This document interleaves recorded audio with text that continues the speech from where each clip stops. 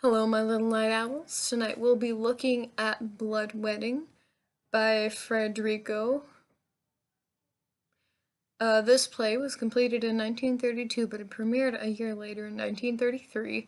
The author, Federico, was born in 1898, and he was assassinated in 36, so he had a pretty short life, all things considered.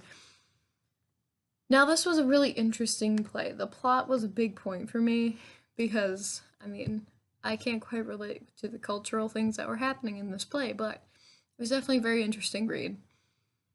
So essentially, there's a young, wealthy bridegroom living alone with his mother. He's bought a vineyard and he wants to get married. Wow, plot twist, right? And when the play, as the play opens, he announces he's gonna go out to check in the vineyard, and his mother is like, "Are you being safe?" Blah blah blah. Basically, asks a ton of questions about whether he's being safe or not. And when he brings his knife, because he's gonna cut some grapes for a snack, who doesn't like a good grape? She launches into a fit of hysterics because she thinks that knives are responsible for the murder of her husband and the main character's brother several years before. The bridegroom is the only named character, and his name is Leonardo. We'll be getting to that in a minute. Now,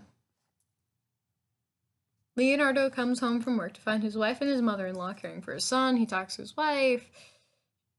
Oh, wait, no, sorry. The bridegroom is not Leonardo. Leonardo is a different character. But his wife talks about how the bridegroom's getting married and who the bridegroom's getting married to, and it's all really, really fun and games, and the girls gossip with Leonardo's mother-in-law because blah blah blah. Leonardo is the only named character in this play, and like I said, we'll be getting to that in a minute.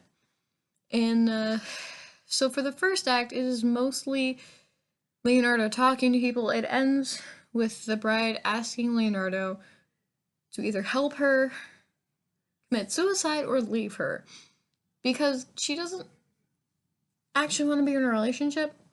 So that's fun. It's great. Like, I guess, I don't know. This was a play. Scene 2 starts off in a white room with two girls weaving. They have a vision, that they're watching the weaving, they're weaving with wool, and they have a vision of the groom and Leonardo laying dead by a riverbank, so that's always fun. Long story short, everyone leaves, the bridegroom's mother enters with the neighbor. The bride shows up shortly after, the mother attacks bride and calls her Viper, but the bride's like, "I don't care because I'm ready to die." And like, that's the thesis, like, that's the mood. She adds that she couldn't control whether, she couldn't control whether she abandoned the bridegroom or not because she was possessed by her attraction to Leonardo, so that's great. So basically, if you want to find out the end, you gotta read it or watch it yourself, and I gotta cut this a little bit short. So, Leonardo is the only named character as an indicator of being the protagonist, and how he kind of asserts his own will no matter what, despite the rules of the culture he's in and all that stuff. Like, he doesn't really care about societal rules. He's the alpha. He's like, I do what I want when I want. And then there was some imagery used, some literary imagery. I would go into the colors, but I read it, so I couldn't really see the colors. The end of the play does have a lot of meaning, and we will get to that in a moment. However, one of the imagery things was the moon, and the author himself confirmed he was influenced by Salvador Dali. The moon was featured in one of Dali's paintings. I think it was, oh yeah, it was the moon and the setting sun, and done in 1939. In Act 3, Scene 1, the moon symbolizes the cycle of death and one's destiny to die, because it happens to all of us. And the bridegroom, the bride and Leonardo were only thinking about being in each other's arms, living happily ever after, all that good stuff, the stuff that never actually happens.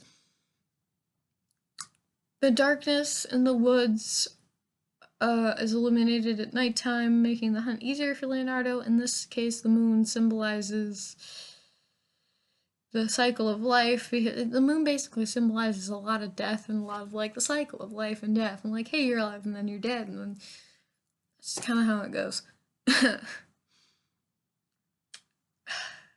Yeah. This also relates to murdering another person because it talks about Lorca's and Deli's prohibited love, as men were not allowed to be together in their society, which is unfortunate, and we've made a lot of progress on that, but look at my earlier videos. The horse symbolizes love and impending death, the love shown between Leonardo and the bride from Act 2, Scene 1 through the rest of the play. Leonardo visits the bride on horseback twice. There's a bunch of horses that are shown. The mother-in-law speaks about the horse being worn down and is eventually going to die if Leonardo doesn't stop riding him like that. The horse shows, but there's just a lot of death in this one. Now, my honest opinion of this is that if you get the chance and the time to read it, I would. If you get a chance to watch it, if anyone's doing it, I think it'd be a great production to go see just because of how interesting and how intricate everything is with this, and I'd love to actually be able to see the colors in use because I feel like it would add a whole other dimension that you just can't get from looking at words in a book. But yeah, I would definitely read it. I think it was a good experience. It's very culturally enlightening, especially to looking at the Spanish culture in times past, even though it hasn't changed that much in some ways. So yeah, this review's been a little bit long. I had a lot to say. It's got a hell of a plot. Go read it for yourselves. Honestly, read it for yourselves. Let me know down in the comments below what you thought of it, whether you agree with me, whether you don't agree with me. Yeah. Thanks for tuning in, Night Owls, and I'll see you next time.